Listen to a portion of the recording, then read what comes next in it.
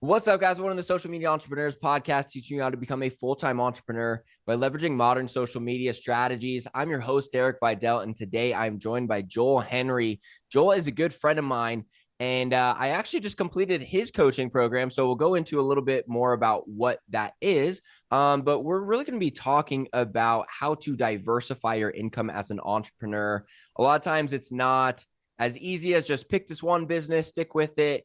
Even though you want to keep your focus on one thing, sometimes you do have to make different moves. You have to be, very fluid with your decisions and ability to pivot. And Joel's had to do that multiple times in his career. But in the end, it could end up with multiple streams of income for you. And ultimately, this is a lot safer. So if you've been wondering how to diversify your income, while also not losing focus and, what's the best way to do it? This is going to be a great interview for you. So Joel, how's it going, man? Going good, man. Thanks for having me.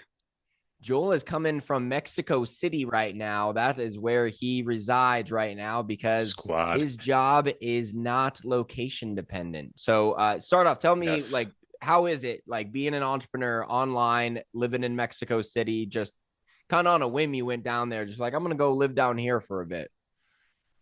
Yeah, it's fantastic, man. Just get to live that digital nomad life. And the first time I heard about entrepreneurship was through Verve, which is like one of those pyramid schemes. And the guy that introduced me was living that free life. And it was the first time I realized that, wow, people can actually do this. They can go wherever they want, have the freedom.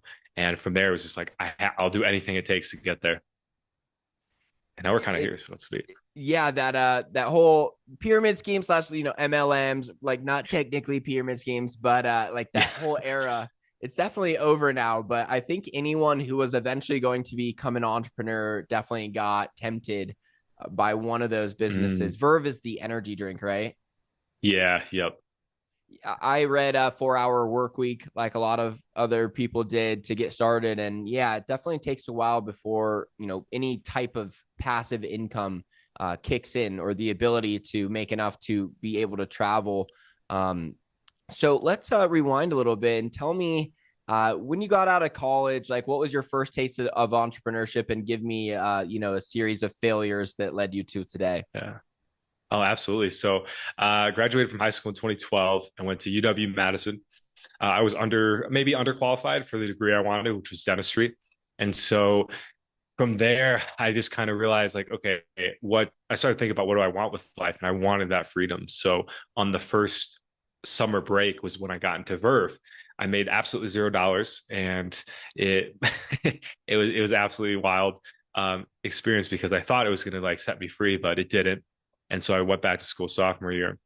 And my grades weren't great. So that was my big thing is that because I was using so much drugs and drinking all the time, I didn't have that focus that it takes to do well in academia and in specifically the medical field. So I went for dentistry. And a lot of my friends, they were doing like, one of my friends was like absolute genius. So he could party and drink all the time and still get a 4.0. Everyone else so did like engineering or like, communications or something. So they were able to kind of scoot by. Um, what happened was, yeah, after that summer where I got introduced to that, I went back to school and I was really into house music. So, growing up, I'd always listen to like country pop and stuff. And I finally discovered this new music that was cool and that people liked. And so I decided to drop out of school and go pursue music.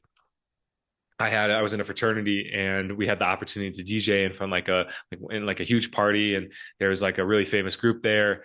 And in that moment, I saw like, okay, this is a possibility to do. So I enrolled in a music school in Madison. However, that school was mostly focused on like hip hop, rap, and stuff. And so very quickly, I realized that this isn't for me.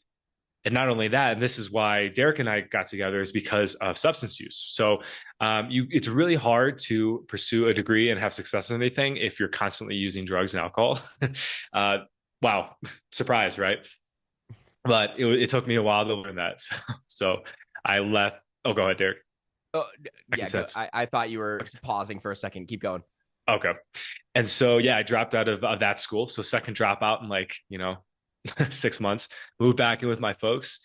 And during that time, actually, my second entrepreneurial venture began, and that was dealing weed. And that was very much more lucrative than the Verve. I got to smoke for free, of course. And so I was hooked. I was like, this is awesome.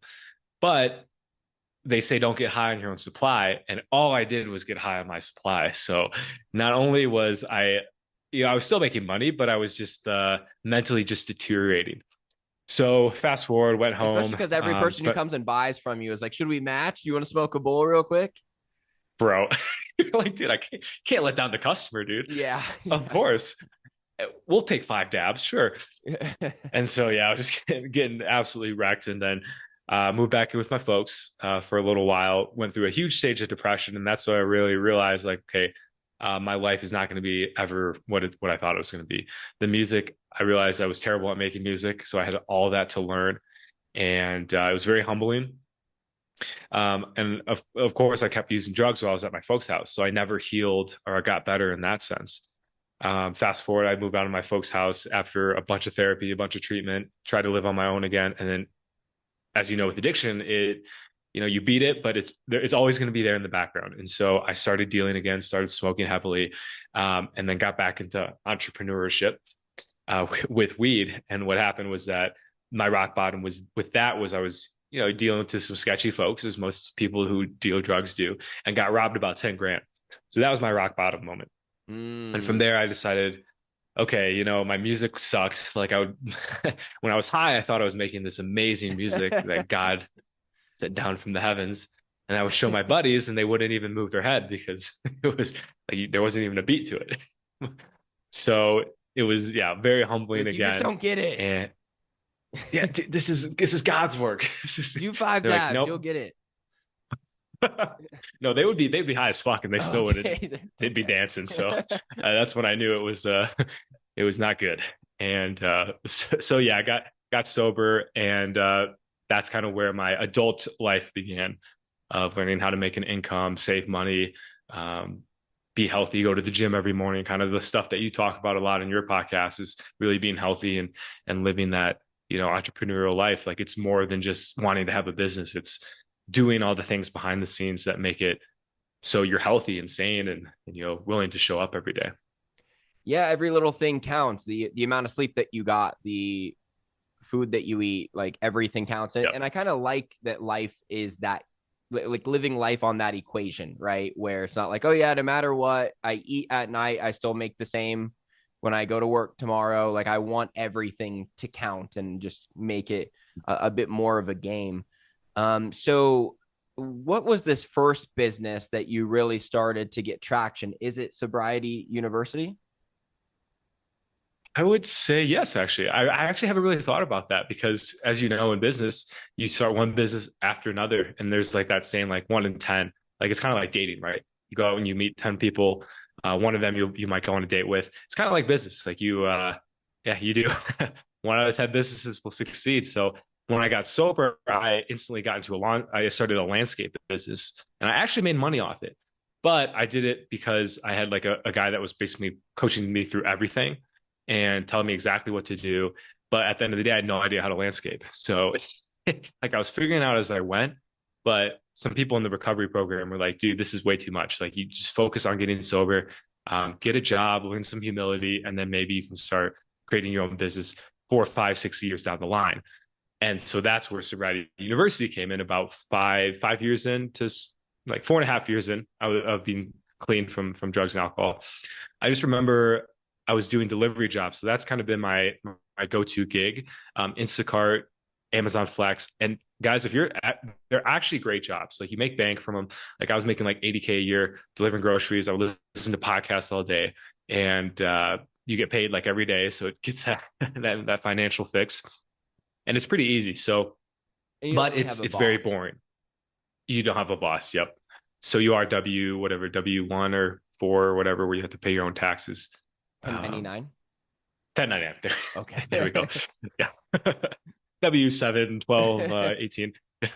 So yeah, 1099. And then I was driving to work one day, and I just remember being like, I hate doing this. Like, why have I not, my career hasn't blossomed or nothing's presented itself? And I've been doing a YouTube a little bit. Like, I'd started a channel just because I wanted to do it almost like as therapy, because I found in recovery groups, you get to do a share section within the meeting, and you get to talk about like anything that's going on in your life. And I found it very therapeutic. And I always thought I had a lot to share and that I wanted to share more, but you get time for like 3 or 4 minutes so other people can share. So I just started doing YouTube vids. I had my phone like, this way. So like there was black bars like on the sides. I think I got 6 views in like 40 videos, like across 40 videos. So it wasn't good or anything. There was no like picture. There was just, I didn't even title the just anything. I just put it out there.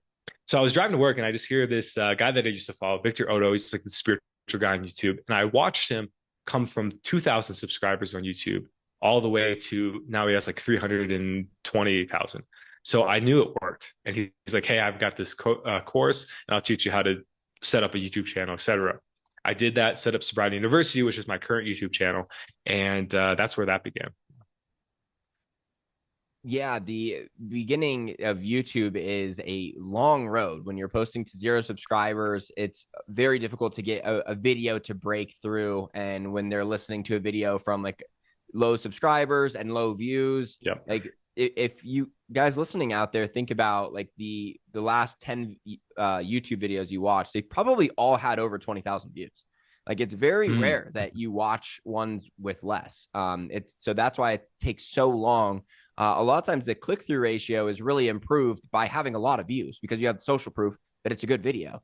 Like more so than the title and the thumbnail, like you can nail those. But if you don't have the views, that's why a lot of like big channels don't really need to focus on it as much because they can just see, oh, there's 700,000 views. Like this is probably a legit video. So yeah, it took me, I think 2.5 years to get 1,000 subscribers. And then you start to hit some speed boost. Was it the same for you for literally to the T? I think it was like 2 years exactly. Yep. Oh, wow. So yeah. Yep. Same exact. For those of you that have listened to this podcast for a while, you'll hear a lot of similarities in entrepreneur stories. And that's almost why I don't deep dive in people's stories as much anymore, because you start to hear a very similar story. And what I heard there is he started immediately, right? Like he started the YouTube channel, didn't know how to do the thumbnails, didn't know how to do the video editing, didn't know how to make it look good, but he just started. He put out 40 videos with 6 views and still kept going. So there's a lot of it that it's just like the start right away before you're ready, right? Like just if you've ever been like, oh, I want to start a podcast someday, I'm going to get ready. I've never seen any of those people ever do it because you'll never be ready. You just have to start it right away. And then you got to just, see no results for a while and still keep going. And then now it's funny because we're like neck and neck on subscribers. I think you just had a video like take off that put you ahead of me, but we're between that 3 and 4K subscriber range. Tell me about like how that YouTube channel makes money. Like what were the offers that you needed to come out with in order for the whole system to be, a good source of income? Well, I'm really glad, Derek, you mentioned the patience game. And for those watching that are trying to start a YouTube channel, like, yes, it's going to be a grind and you're going to have to just fall in love with the process. So if you guys go back, if you happen to come across Sobriety University and you go to my first video, in the first, I think 2 minutes, I pitched a coaching service. Very first video. And that's not what you want to do. So I did it completely wrong. I started with selling instead of adding value. And so it took me a while to get things going. How YouTube works is that you get after 1,000 subs. I think they actually lowered it to 500 now. So it's actually a little easier to get in. So you have to hit 500 subs and then 4,000 watch hours, which actually is what took the longest time for me. Yeah. I imagine for you too. Yeah. Go ahead. It's still going to be like 1,200 subs that you actually like will get then. Yeah. It's still 4,000 watch hours. Absolutely. Yep. And you gotta stick with it. So once you hit that mark, you get ad revenue, which means you can put ads from different companies. Those annoying ass ads you see every time you open a YouTube video. Yep. That's how we make money, but you don't make a lot of money. So what I realized quickly is, okay, this is going to get me $100 every couple months. However, if I actually want to make a lot of money, I have to start selling products. And to be honest, it was very disappointing because I wanted to be the guy that could just wake up and make a YouTube video, do what I love, and then make cash. And it's like, nope, you have to. Now I see YouTube is a lead magnet. It's a way for people to find your services. Yeah. essentially. Yeah, I make 30 to 50 bucks a month from the ad revenue. And even if I triple that, it still is no money, right? It really is like 50,000 views or more a month that you would need. And even then, whatever market you're in has a huge factor with that, whatever your CPM is. If you're in a market with, customers that they don't really deem as like high value customers, you don't get paid nearly as much on the views. Um, Mm-hmm. so do you know what your CPM is, by the way? Is that clicks per what is that again? It's like how much money you make for 1,000 views. Oh, I don't actually. I've never even looked. It's like such a low number that I like don't even care. I would think it would And be kind of low in the market that you're in. So he runs a channel called Sobriety University, and he helps people get clean from marijuana or other addictions as well. What's the scope of your addiction content? yeah, so I talk about, I mean, just addiction in general. What I found over this journey is that the same patterns, like you said with business, right? You find the same patterns between entrepreneurs. I found the same patterns between different addictions. So the same way I felt when I was hooked on weed is the same way I felt when I was hooked on caffeine or porn or something like that. And so I've quit almost everything at this point. I actually have been experimenting with carbs again. So getting back, I was off sugar for over 3 years, and I'm playing around with that a little bit to put on some muscle and just see if that was the right choice. So yeah, sugar, caffeine, nicotine, harder drugs. I never did heroin or anything, but I have friends that have. So they talk about that with addiction. Yeah, it can be anything too. It can be work. It can be relationships. So it all depends on who you are and your personality. But that's long story short. That's kind of what I coach on. Any one of I, those things. I do want to get into the core of that content. I think most people listening are addicted to something, even if it be like sugar or retail therapy or Mm-hmm. whatever it could be. And I got into his program, as a lot of for marijuana, and that was really something that was slowing me down in business and life in general. Mm-hmm. I think to people who aren't addicted to weed, they're like, yeah, no shit. But but if you do smoke it, like you can get work done. You can still be a hustler. You can, like, I've had a lot of success as a stoner. But it really, you get to a point where you just like can't get to the next level, is what really happens. And you got to face that. Just tell Mm-hmm. me a little bit more of diversifying income streams, like what your whole system looks like now. Yeah, so we're doing a few different things. I have another company that I'm a part of. It's we do video editing. So we have done one video for Derek, and it was a fun project. And I learned a lot. So basically, that's what we do. We help smaller creators reach different audiences. We get them on podcasts. We help them, start their YouTube channel. Basically, most people hate doing the video editing. I love it. I think it's fun. But they'd rather just be in front of the camera. So we provide that service. Um, and and yeah, so that's one income stream that I've been working on. That's starting to take off, and we have a few clients, and we're able to hire out, which is really exciting. So I can, and that's something I think this entrepreneurial journey has taught me too. Like I always thought I was going to be grinding 24/7 till the day I die. It's like no, when you get to a point, you can just hire people to do stuff that you don't want to do, so you can focus on other things, and that's been hella freeing. It is incredible when you have work being done for you, like while you're taking a break. It makes the break not feel guilty at all. Because if you are someone who likes to work all the time and you've got these big goals and you're like taking a break, like even if you deserve it, there still is that part of you that feels like, okay, like, are you done yet? Like, can you get back to work? And if you have like, oh yeah, my assistants are working right now. Love that. I especially love when you get assistants like overseas and they are doing work while you're asleep. And then you wake up and, oh, sweet, there's that video done for me. So yeah, leverage is obviously a humongous thing. So you've got your YouTube channel, you got coaching programs that you sell there. You've got low ticket and high ticket offers for the YouTube channel. You've got the video editing agency. Are you doing like affiliate marketing to any degree, or is there any other income streams that you're starting to get going? We are actually. That's a good reminder. We have a community. It's called the Men of Now community. I have another YouTube channel on dating and men's development, leveling up. We have a group of guys that has a lot of experience there. I'm definitely like the beginner in that group. So they always say get around people that are smarter with you, be the dumbest one in the room. And I took that and ran it full force. So I am just learning so much every day and getting to also add value too in the terms of dating and men's development. So we launched this community this last week. And unlike most communities where you get in and there's a leader and it can get kind of hierarchical and almost like it can kind of turn into a cult. The way we're doing this is, and we set it up is like, hey, we're all equal here. We're all helping each other get better. Yeah, we have admins, people that manage everything, but we're all at the end of the day equal in learning from each other and leveling up as men in our businesses, entrepreneurship, dating, fitness, all of the above.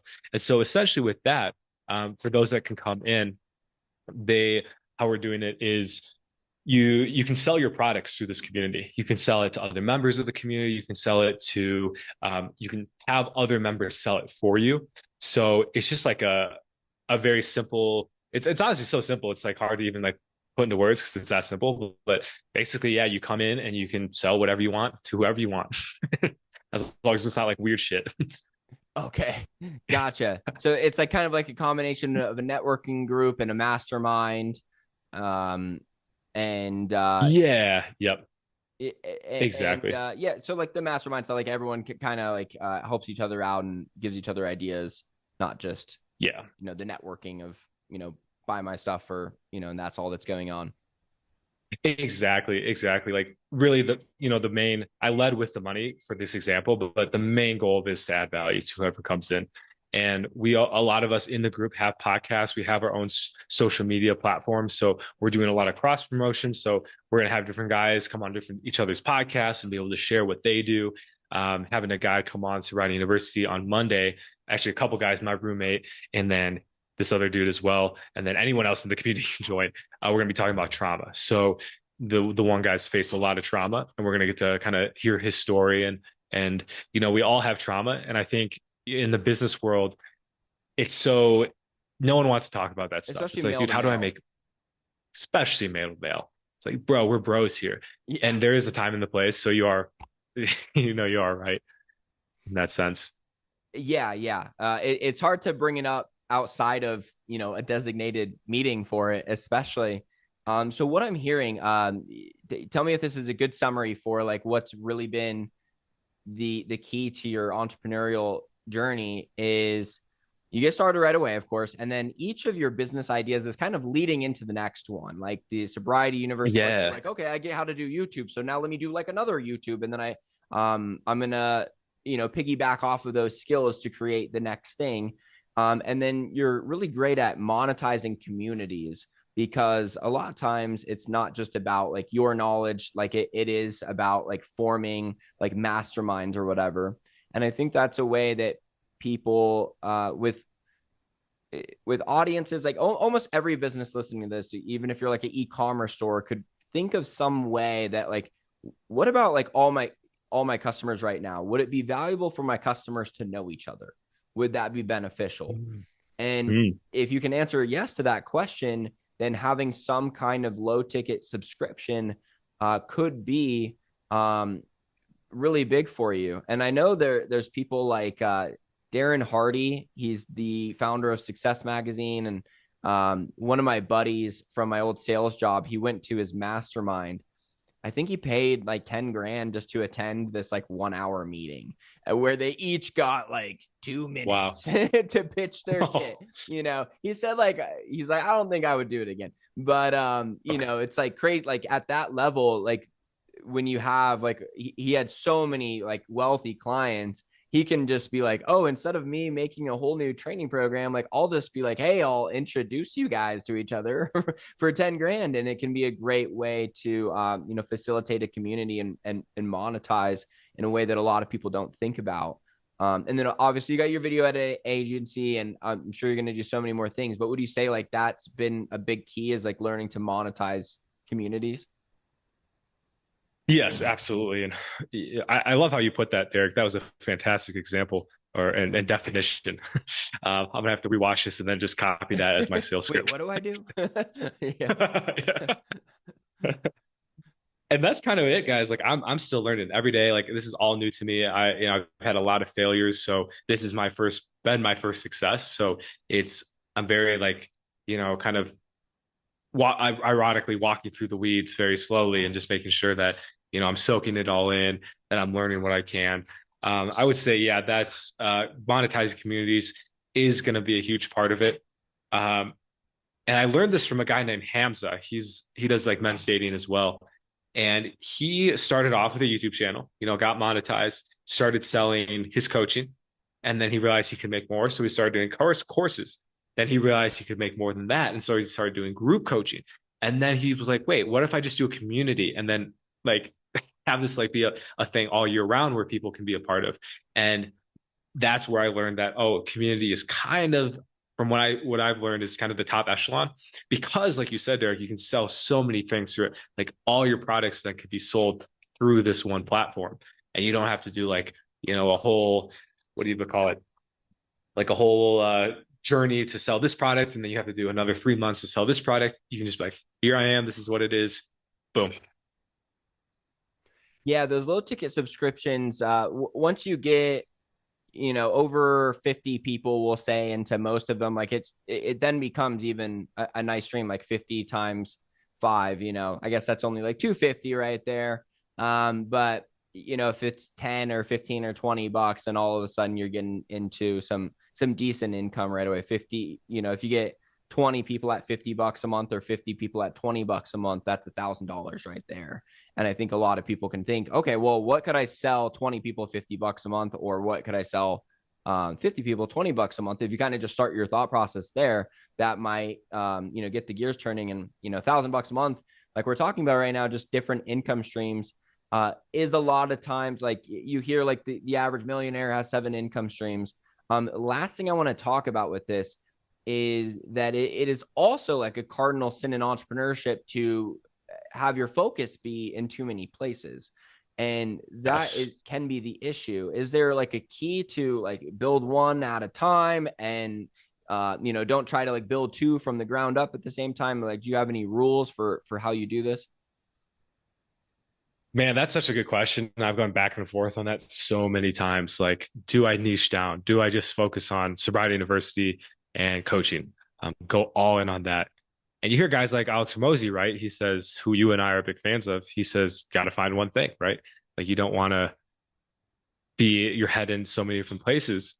What I found though is that I think is a good model when you have absolutely stacks, like when you can afford to do that. But when you're starting off, like I think it's great, especially if you have like an ADD mind, like I have a bit of that like kind of squirrely mind. Like I would drive myself nuts if I just focused on one thing all day, every day. That's why I joined entrepreneurship, because I don't want to have a job. And so I like that each moment is new, each day is different. I can put a little energy here. And like you said, you made a really good point earlier, is that they all kind of go together. So the Sobriety University leads into the Men of Now community, and we can talk about dating sober. And so they all are still one, even though they are still separate. That's the biggest thing with having a personal brand, is being able to cross over between your businesses. I mean, you can look at like Ryan Reynolds, like bought Mint. He's like, cool, like I'll do the commercials. Yeah. Like we're good. And for me, like I've got my new product, the back knee bar, and I was like, I need to do a YouTube video where I analyze the best AI copywriters, so let me just have them do it on my product. And then in that, because it's an AI related conversation, I'm wearing an open AI shirt, which is my company as well. So like I'm kind of like Yep. combining everything. Like we're all wear, like if you have an apparel brand and you're also a personal brand, like wear your own apparel on the videos, right? Easy enough. Yeah. So no matter what businesses you have, like you'll always find these ways to like kind of cross them over, and have the customers buy multiple different things from you, just like Joel has had me buy from 2 of his companies. even if they're totally unrelated, you're still going to find some crossover in a way. So like that's the other thing with the multiple streams of income of why it might make sense to start earlier is because like you might be selling to the same customer. So it's really not like Mm. exponentially more work that you're doing when you have these different streams. And last thing, and then I want to go into like Joel's main content here. His main message of what he actually talks about on YouTube is that sometimes with these income streams, I had a consulting offer that I've been selling for the last really 5 years. It's just come in different shapes and sizes, and I finally got it right, like the exact pricing model and way to sell it. And even then, I can tell that that particular consulting model is running out of steam. Like the market will kind of tell Mm. you that this offer is going downhill. So that's why I started diversifying other streams of income. And I've basically started 3 new businesses this year. And I've still been running that other one because you can't just drop like that income stream if it still is Yeah. something, right? So like a lot of times the different streams of income will come in if you can see one starting to run out of steam. Then you can start the other ones, but you don't like drop it completely. It just can be a little bit, you have to be a little bit better with your scheduling, or, if you do a to-do list or whatever, you're just going to have to be better at scheduling. But I definitely found when I Mhm. was just running the one business, like I only had the one where it's like, okay, I do a podcast and then I do YouTube videos and then I sell this consulting offer. It works great, but like you almost get to a point in the day where you're like, okay, like, so I could do another YouTube video or I could do like another Instagram post. And if you're crushing it, then like obviously keep going. But I'm like, I don't like it. I know it won't do as much for me as like other producing activities. So like even that would be starting something new. So it's very rare that any business that you create nowadays will last you for over a decade and grow every year. It is Mm. ultimately why a lot of times like the new income streams will be important for you guys. I would just say get it established, get one established, and make sure you've chosen the right idea. And if it's starting to do well, and there's an action that you can do, that the more of that action you do, the more money you make, then keep at that. But as soon as you feel like you're almost bored of it in a way from just doing it all day, like that would be a time to start keeping your options open to that next opportunity.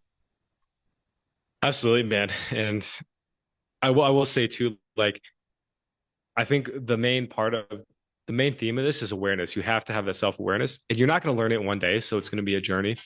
But I think a real important question to say too, if you get bored, because I know boredom is a bit of a boredom, the root of boredom is fear. So if you're ever feeling bored, it means you're afraid of something. So whenever I'm feeling bored, I'm like, okay, is there something I should be doing that I don't really just want to do and I know I should be doing?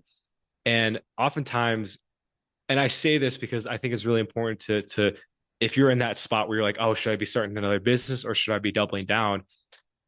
Really ask yourself, like, is this like should I be doing this basically? Like, is this venture, am I being lazy? Am I just not wanting to put in the work? Or am I actually, like what Derek said, I put as much work as I can in this business today as possible. And if I do any more, it's going to actually hurt the business. That's, I think, the real big distinction. And if the answer is no, I could probably make 4 more videos and put them on, Instagram or whatever, and maybe get a couple leads and then reach out to do some cold DMing. But I just don't want to. So maybe I'll start another business. And then it's like, okay, yeah, maybe it's a bit of an excuse. So again, it all comes down to self-awareness. And Derek, do coaching as well? Do you like Yeah, consult? yeah, Yeah. yeah. So I so do. I do it. DIY, DWY, and DFY around one particular marketing model. okay, cool. So then yeah, I would also recommend like reaching out to people like Derek that can, be that, unemotionally attached fly on the wall. And that's why coaching is so important because you can get Yeah, that feedback. I'll say real quick. I do a free coaching call that any of you can book in the description right now, and that is really eye opening for a lot of people. Because I've had so much experience with the 5 or 6 businesses that I've had over the last 11 years, and then The amount of businesses I've consulted and like been in their ads manager, been in their Shopify, like seen all the numbers, I can usually really clarify if you're on the right track or exactly what you should do. And that is a free call. You don't have to buy anything at the end. So you can book that with me if you're like really not sure. Or if you're really sure, hey, maybe I'll just tell you you're right. And that's also an awesome phone call to have, just to have that extra reassurance. Because like you were saying with the fear, sometimes you're like, I feel like this is the right path. But like if you innately, you just feel like I'm not completely sure about that, it can make you not take ridiculous action in that direction, because like, it's like you're not wanting to sprint in that direction unless you are absolutely positive that you are going in the right direction. So Joel, to wrap up here, talk about the patterns that you've seen between different addictions and give people just your best few minutes of advice if they've got something, they didn't come to this podcast to get rid of an addiction. So they're probably not in the mindset. Right. They're like, I know I have this problem, I need to get rid of it. Kind of shed some light on some ways that they might be thinking about some of the vices they might have to see if this is something that they should, be more serious about. Well, I always say, how is it affect? The question I always ask is, how is it affecting your relationships with others and yourself? If it's having a negative impact on any of those things, then it may be something to look at. And it can be subtle too. So, like, I would say, don't freak out. Like, like Derek said, we all have vices. I have vices still. I'm always going to be leveling up and improving. But really look at and ask yourself the honest question, like, if I were to stop doing this, would my life possibly get better? And I think the answer, not right away. It might take a little while to adjust.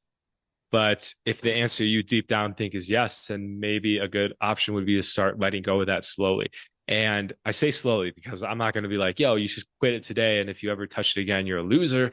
No, it takes time. And I actually coach on teaching slow and steady. So it's a program I have that over 28 days, whoever signs up for it, they slowly wean off the substance. Derek came with a bit of he was the perfect client because he was so fired up to quit. I was like, all right, this is awesome. But a lot of people are still on the fence when they come. So that's where it's like, okay, you know what? For this first week, for example, you're going to allow yourself 2 days to use and party and whatever. And then the next 5 days, you get to practice discipline and see for yourself if your life does get better. And it's the main reason for that is so it's not so traumatic, because quitting a substance that you've been using for potentially your whole life can be very traumatic and can almost just if not handled properly, the emotions that can come from quitting can cause a lot of damage because of the anger that might come up. And instead of oh, I'm quitting all this stuff, I hate people, blah, blah, blah. Even though that's only going to last 2 weeks, you can do a lot of damage in 2 weeks. So again, what we talked about before, having a coach, someone that can guide you through it, which is what I do as well, can be very beneficial. And then, yeah, I would say too, this might get kind of deep and it might be tough to hear, but really think about fast forward to the end of your life, to the end of when you can't go and pursue what you want anymore, where you can't get up every day and go do what you love. How long do you want to prolong your life? And that was a big reason for me why I've quit all these substances, because I want to live till as long as freaking possible. I want to see the new iPhone 7000 or whatever they come out with in the next 60, 70, 80 years, right? I want to live a very long time. And I know at the same time that none of the, it's a paradox, because I know nothing is going to ever make me happy in terms of external stuff, like the money, the relationships. But at the same time, I know they're very important for happiness. So it's a check 22. And I know that if I get to 40 or 50 and I haven't addressed this stuff, I don't want to spend my 40s and 50s, 60s when I could be out traveling and, maybe having kids or something.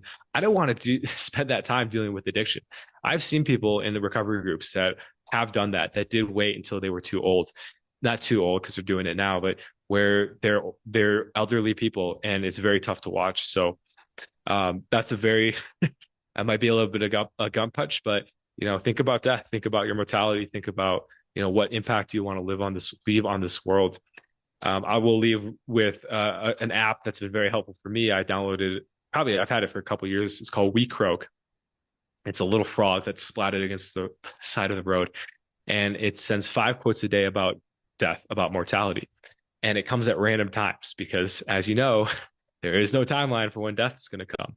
So it's really helped me, again, see the bigger picture, see that although this is all very important, it isn't important at the same time. And so that helps me take everything with a grain of salt and just have fun with it and know that no matter what happens, it's going to work out. As long as I stay off some of those, destructive habits that, Derek and I have been talking a lot about behind the scenes, like marijuana, for example, stuff that just slows you down, right? Makes you 80% of your best self instead of 100. So Yeah, and that really is it. It can just be 80% of your best self, and your 80% of your best self can get a lot done. And that's why, like, you've said, like, death by 1,000 cuts in the end is kind of like what weed is like, and really pretty much any of these addictions for that matter. Maybe like the harder drugs are, a little bit more like, now you're like 5% of your best self, right? But like lighter ones like marijuana can feel like there are times where I'm like, okay, I smoked and like I got this done and I did this, but I really always knew that even if I could get like 20% more done in a day over years, that's a lot. And in entrepreneurship, speed matters a lot, because like we were talking about earlier, like with my consulting offer, like it's got a timeline. And now I'm looking at it like, okay, here's where I'm pretty much wrapping up trying to market that consulting offer. And it wasn't the timeline for selling it wasn't, you can only sell like this many hundreds of thousands of dollars of this offer, and then it's done. It's, you have this long to sell as much as you can before like the market changes. So it was more of a time thing that I had to get the money from that opportunity. And now that it's gone, it kind of is like, I look at it like, dang, I wish, if I got even like 10 or 20 more sales, that would have been really, really great. Like, while, the market was ready for me, if I, got those couple extra posts out, got those extra YouTube videos out, and everything. So, if you're interested in learning about addiction recovery, obviously check out the Sobriety University YouTube channel. If you're really serious about getting rid of that addiction too, you could do a program like I did with Joel, where you get unlimited text messaging and a weekly personal call with him. And I partly did that just because I was like, I want to invest this so that I know that I'm, getting rid of this. And it was really beneficial for like a time that I usually couldn't make it past in the past when I was trying to get rid of the THC addiction. Because like you said, like I had tried the cold turkey approach like a few times before, and it's depressing. Like your body is so used to whatever substance that is, that when it goes away, it's not like you just experience all the benefits immediately and that's it. You do in the first like couple weeks, and then your body chemistry just feels off. And it felt weird. So you definitely want a little bit more of a method than just go cold turkey. And you'll probably want someone to talk to throughout the process who actually gets it, because I had told Joel before, I was like, all my friends were like still smoking weed. Like, you can't really talk to your friends if they have the same addiction as you, the same vice, or just a bunch of vices for that matter. Like they won't really be able to relate like a coach who's been there can. It would be like asking your friends for business advice if they don't own a business, right? Yeah. So Joel, wrapping up here, anything else you want to say, and where can people find you?